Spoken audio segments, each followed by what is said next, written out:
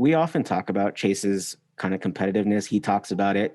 How much did you get that sense that he wanted to have a start like tonight coming off of last week?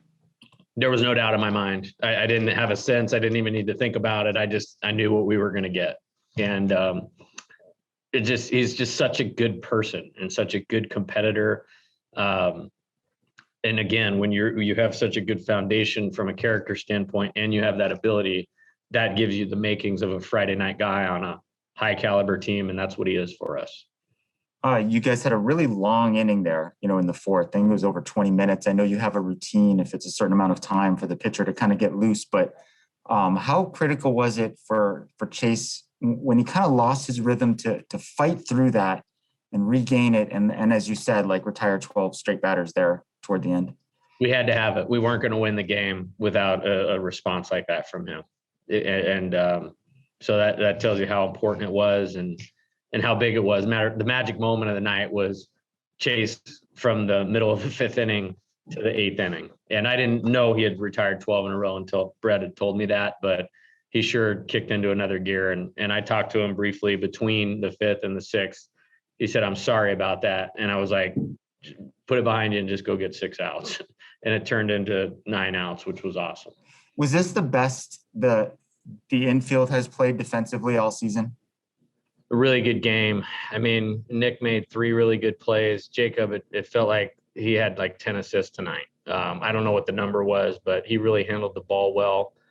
I thought Coach Lon did a good job with our positioning in terms of the scouting report and putting the guys in the right places. And then, I mean, unsung hero of the game is Brandon. I think he picked 3 balls in the dirt for key outs. And you add that up, that's 3 pretty big outs with 3 guys not on base. The offense had no trouble putting runners on base in the first few innings. It wasn't until the fourth inning where they were able to score. What changes did you see the lineup make, with runners on base in that fourth inning? Well, I think you got to tip your hat to Skata. I mean, he has the best numbers of any starting pitcher in the Pac-12 right now for a reason. I thought we were taking good at bats in the first 3 innings. We were 1 at bat away, and he induced some weak contact. Got a strikeout, got a pop up, kind of in between the quality at bats. And so I thought we just stayed with it.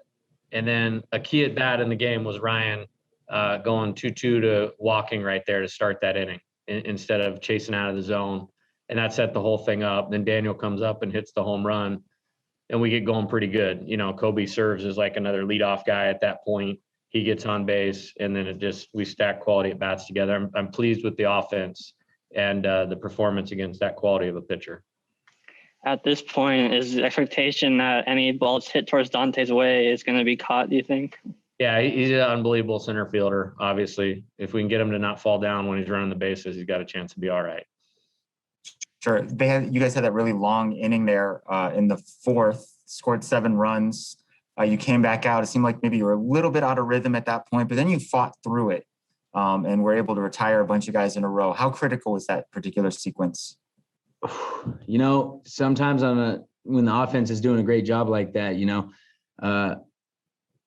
just sometimes takes a couple bullets, I mean, because it was in the fourth, yes. Sometimes it takes a couple bullets to get it going again. And that's what I did. I came in there and told, Skip, hey, you guys picked me up and that shouldn't happen. That should never happen again, because, that's just them picking up with 7 runs and then going out there, then 3-4 straight hits. And then after that, being able to retire. I think I just started pitching with an edge after that, started getting mad. And then after that, it was just pitching with edge. And I took it all the way to the 8th inning. And maybe I need to start pitching with an edge. So I need to find something to start pitching with an edge, because when I'm pitching with an edge, I just found out tonight it's really, really, really good.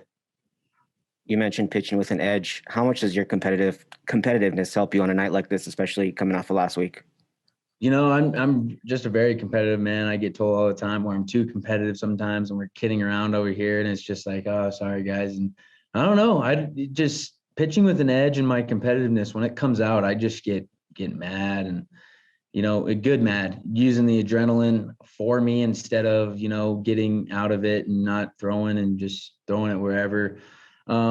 but using that adrenaline, I think just when that competitive, you use the adrenaline for you instead of against you, where you actually push the ball down in better locations, instead of, and taking deep breaths. But I love my competitiveness, and when my competitiveness can just like, because we score 7 innings, and I shouldn't let this 7 runs in that 1 inning, and it kind of got away in the beginning, and then I'm just happy it can come back right back in a moment of need, and that's what helped me tonight. Donta, on the catch you made in the second inning at the wall, what were you seeing on that play as the ball went off the bat? I think it was like a 1-1 count or something like that. So, I mean, I'm just playing normal depth, and he hit the ball solid. So I just knew I had to get on my horse, and my outfielders did a great job, telling me where the track was, where the wall was. So shout out to them on communicating and helping me. Sure. You're 11 for your last 25. Jay said you made some slight adjustments between the Friday and Saturday games at Washington State. What did you do, and how has that helped you? I just started getting my legs a little bit more, getting me to see the ball better, staying balanced, and that's pretty much it. Me and Chief worked on, some things over the phone and stuff like that. So big credit to him and Skip. So just staying my legs and, getting my swing off and staying balanced, seeing the ball and working through the middle of the field. That's it. Sure. Is there like a divot or something around first base? You stumbled a couple times right in that same spot. I don't know. I couldn't tell you. I don't know.